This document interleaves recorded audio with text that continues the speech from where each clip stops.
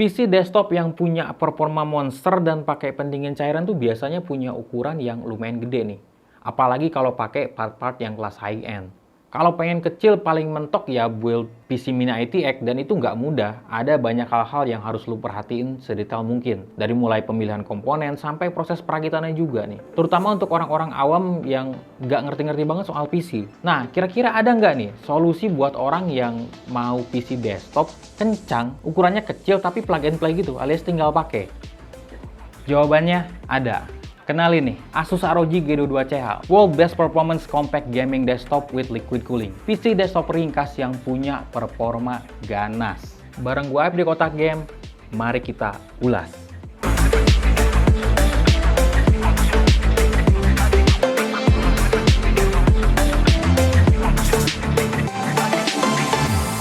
Nah, PC ini udah pakai Intel Gen 13 dan GPU RTX 40 series. Sistem pendinginnya udah pakai cairan dan nggak ketinggalan juga ini ada RGB-nya nih. Garansinya juga manis banget. Ada 3 years on-site service. Jadi kalau ada kendala, lu nggak perlu repot-repot datang ke service center. Ini teknisinya langsung datang ke tempat lu. Gokil nggak tuh? Sebelum lanjut, jangan lupa untuk klik tombol subscribe dan nyalain juga nih lonceng notifikasi biar lu nggak ketinggalan info paling update di Kotak Game. Nah, spesifikasi singkatnya bisa lu lihat di tabel berikut ini.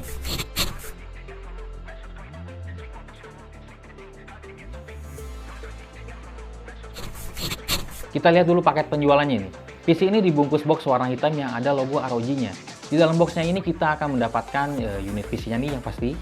Dilengkapi juga dengan kabel power dan antena Wi-Fi. Nah, dalam boxnya ini juga kita udah dapat keyboard dan mouse. Meskipun ya bukan seri gaming high-end, tapi ya nice to have lah ya.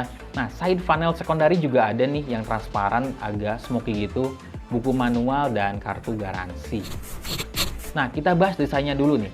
Gak perlu diraguin lagi kalau ini adalah seri gaming ROG. Tapi kalau gue perhatiin sekilas desainnya nggak gaming banget ya. Cukup style, clean, dan yang jelas ya cakep aja gitu.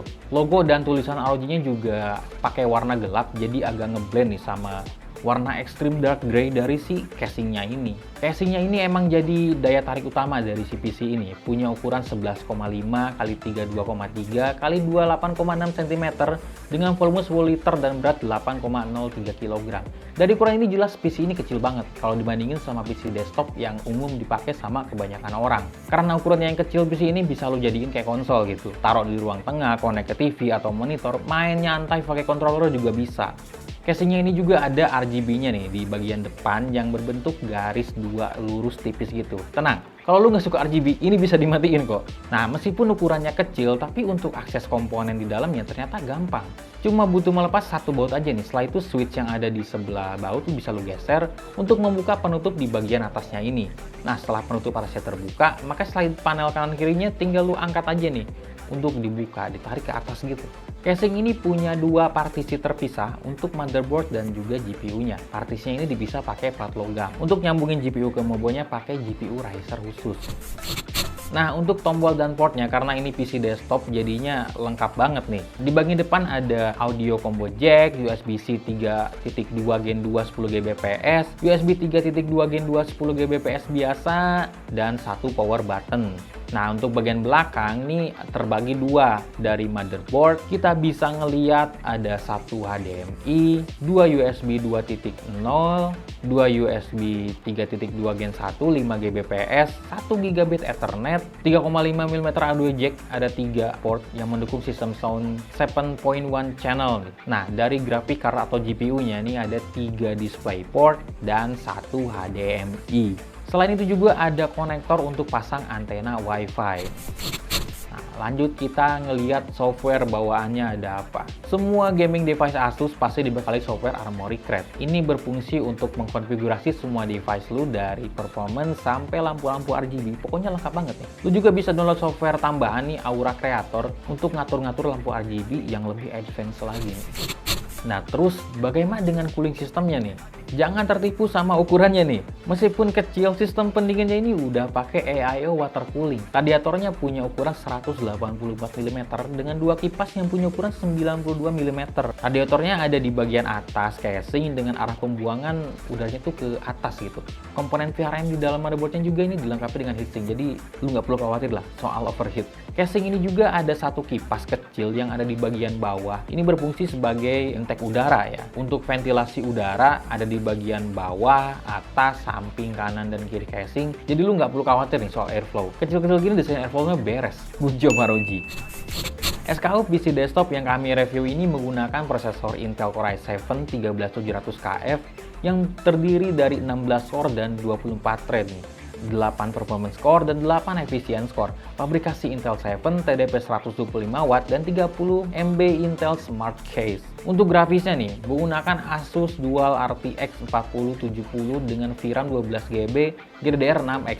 Ini GPU normal yang ada biasa di PC desktop, jadi bukan seri mini atau kecil. GPU ini bisa lu upgrade asal ukuran dan power konsumsinya sama. Tebalnya 2,56 slot dan panjang 26,7 cm. Pakai konektor 8 pin dan TGP-nya ada di 216 watt. RAM 32GB DDR5 4800 MHz dual channel. RAM-nya ini pakai SODIMM yang biasa ada di laptop, ada 2 slot yang udah terisi. Jadi ukurannya ini kecil dan makanya PC ini bisa ramping gitu. Power supply pakai 600 watt 80 plus gold. PSU ini punya 2 PCIe 8 pin konektor, jadi bisa untuk GPU yang butuh 2 kali 8 pin konektor nih kalau lu mau upgrade. Untuk konektivitasnya pakai Wi-Fi 6E AX211 yang mendukung Wi-Fi 6E, Gigabit Wi-Fi, dan Bluetooth versi 5.3. Motherboardnya pakai motherboard khusus yang memang dirancang untuk casing ini. Chipsetnya pakai Intel B760. Mobo ini punya satu PCIe Express Gen 4x16, satu slot M.2 untuk modul Wi-Fi, 2 slot M.2 untuk SSD. Nah, untuk storage-nya ini pakai 2TB NVMe SSD, jadi ngebut banget nih. Buat OS-nya, ini udah pakai Windows 11 out of the box nih. Jadi beneran tinggal pakai. Langsung aja nih kita benchmark untuk ngelihat performa dari PC Super Mini ini. Ada dua mode power yang kita pakai, Windows Mode dan Turbo Mode. Kita lihat dulu nih hasil pengetesan kecepatan storage-nya pakai Crystal Disk Mark. Storage utamanya memiliki kecepatan baca sampai 7 GB per second dan kecepatan tulisnya ada di 5,2 GB per second. Untuk secondary storage-nya punya kecepatan baca di angka 4,7 GB per second dan kecepatan tulisnya ada di angka 3,6 GB per second. Dengan speed kayak gini dan size 2 TB, jelas ini udah bisa mengcover semua kebutuhan lu nih. Dari mulai gaming sampai content creation. Nah, untuk benchmark sintetis, kita bakal pakai Cinebench R24, PC Mark 10, 3D Mark, dan Geekbench 6. Berikut adalah hasilnya. Dari skor yang dihasilkan, kita nggak perlu ragu lagi nih. PC ini beneran kenceng. Seperti yang bisa lo lihat, di Turbo Mode skor Cinebench R24 multicore-nya sampai 1500 poin. Dan single core-nya di angka 121 poin. Lalu juga masih di Turbo Mode nih. Skor 3D Mark Spire Strike-nya nyampe 38 ribuan. Ini sih gede banget. Untuk content creation, kita tes render video 4K di Adobe Premiere Pro dan render 3D di Blender. Berikut adalah hasilnya. Di Turbo Mode, render video 4K durasi 5 menit menggunakan software only selesai dalam waktu 13 menit 48 detik. Nah, kalau pakai CUDA, render nih selesai dalam waktu 1 menit 18 detik aja nih. Masih di Turbo Mode, tes render BMW di Blender dengan CPU selesai dalam waktu 1 menit 32 detik. Dan pakai GPU cuma butuh waktu 13 detik doang. Emang kenceng banget ini. Dari hasilnya udah bisa dilihat bahwa PC ini beneran ngebut banget nih untuk kebutuhan content creation. Sekarang kita lanjut nih ke benchmark yang paling utama, yaitu benchmark gaming. Masih pakai dua mode power nih, Windows Mode dan Turbo Mode. Untuk game AAA kita pakai Cyberpunk 2077, Shadow of the Tomb Raider, Metro Exodus, Far Cry 6, dan Assassin's Creed Mirage. Semua game kita uji di resolusi 1080p nih. Dan ini adalah hasilnya. Cyberpunk 2077, Ray Tracing Ultra DLSS On di Turbo Mode dapetin rata-rata 121 fps dan di Windows Mode dapat 112 fps. Shadow of the Tomb Raider setting highest Ray Tracing On di DLSS On di Turbo Mode bisa dapetin rata-rata 217 fps dan di Windows Mode dapat 205 fps. Metro Exodus setting quality Ray Tracing On di DLSS On di Turbo Mode nyentuh rata-rata 119 fps dan di Windows Mode dapat 117 fps. Far Cry 6 Ultra Ray Tracing On di Turbo Mode dapat rata-rata 128 fps dan di Windows Mode 115 fps. Assassin's Creed Mirage Ultra Ray Tracing On di Turbo Mode bisa dapat rata-rata 188 fps dan di Windows Mode ada di 147 fps. Lanjut game e-sport nih. Ada 3 game yang kita tes, CS2, Dota 2, dan Valorant. Dan ini adalah hasilnya. CS2 setting low di Turbo Mode dapat rata-rata 340 fps dan di Windows Mode nyampe rata-rata 295 fps nih. Dota 2 settingan fastest di Turbo Mode dapat rata-rata 214 fps dan di Windows Mode dapat rata-rata 213 fps. Valorant setting low di Turbo Mode berhasil mendapatkan rata-rata 628 fps dan Windows Mode 591 fps. Dari hasil benchmark game ini bisa dilihat kalau PC ini beneran capable banget nih buat main game-game triple A berat, apalagi game e-sport. FPS-nya udah tumpah-tumpah. Valorant tembus 600-an fps. Jadi kalau lo punya PC ini dan mau pakai monitor yang refresh rate-nya tinggi, udah bisa banget dan bakal kepake. Jadi kalau lu punya PC ini, lu bakal main game apa? Jawab di komentar ya. Nah sekarang kita lihat temperaturnya nih. Baik di Turbo Mode maupun di Windows Mode, suhu full load CPU-nya mencapai 90 derajat Celcius. Sementara idle-nya di Turbo Mode ada di 42 derajat Celcius dan di Windows Mode cuma ada di 40 derajat Celcius aja nih. Perlu digaris bawahi nih. Full load di sini adalah saat proses benchmark. Kalau main game atau content creation cuma ya 60-an derajat doang sih. Kalaupun ada naik ke 90 itu cuma spike sepersekian detik doang. Jadi bisa dikatakan sistem pendingin AIO water cooling dan airflow-nya ini berfungsi dengan baik. PC desktop mungil ini ternyata punya performa monster. Mau dipakai ngegame berat ataupun productivity yang berat kayak editing video 4K dan rendering 3D, gak ada masalah. Ngebut banget. Terbukti dari hasil benchmark dan gaming tadi. Spesifikasinya juga nggak main-main. Kombinasi Intel Core i7 13700KF, Asus Dual GeForce RTX 4070 12GB GDDR6X, dan RAM 32GB DDR5 dual channel ngasilin performa yang ganas. Ukurannya yang mirip konsol modern juga jadi kelebihan. Mau setup meja kecil atau ruangan kecil pakai PC ini udah bisa banget. Kecil-kecil gini juga pendinginnya udah pakai AIO water cooling nih. Dan airflow-nya juga beneran beres.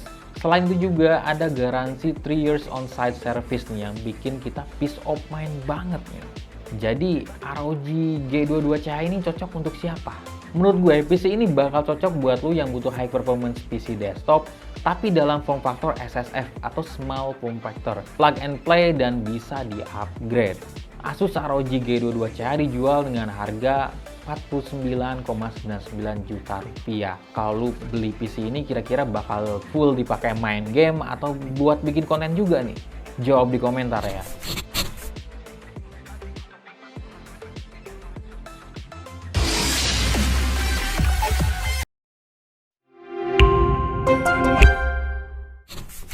Oke, sampai di sini review ROG G22CH. Like video ini kalau lu suka, jangan lupa komen dan subscribe channel YouTube Kotak Game. Gua Aep pamit undur diri. See you next time in another video and bye bye.